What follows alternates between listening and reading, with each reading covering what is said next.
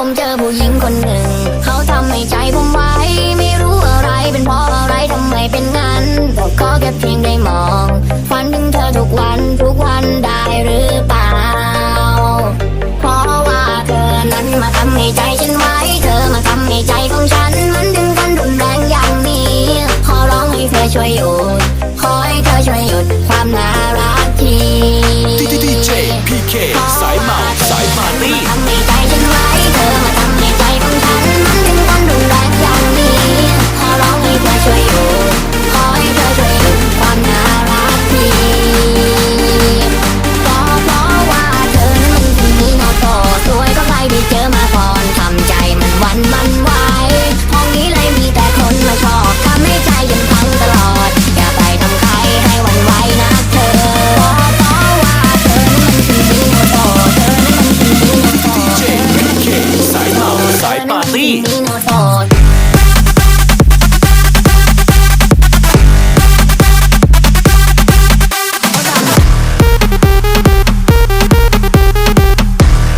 DJ PK สายเมาสายปาร์ตี้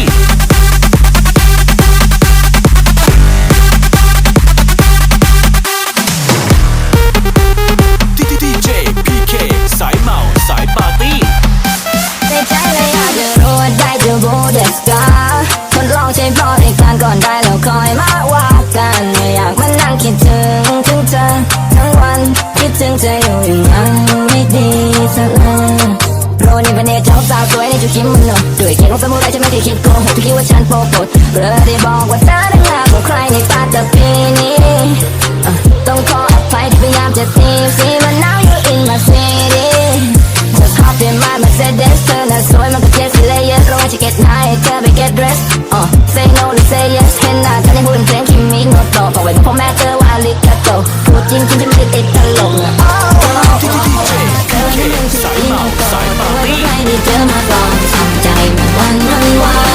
มองนี้เลยมีแต่คนมาชอบทำให้ใจฉันพังตลอดอย่าไปทำใครให้หวั่นไหวนะเธอเพราะว่าเธอนั้นมันที่มีโนโตสวยก็ใครได้เจอมาก่อนทำใจมันหวั่นมันไหวมองนี้เลยมีแต่คนมาชอบทำให้ใจฉันพังตลอดอย่าไปทำใครให้หวั่นไหวนะเธอเพราะว่าเธอนั้นมันที่มีโนโต DJ PK สายเมาสายปาร์ตี้ เธอนั้นมันที่มีโนโต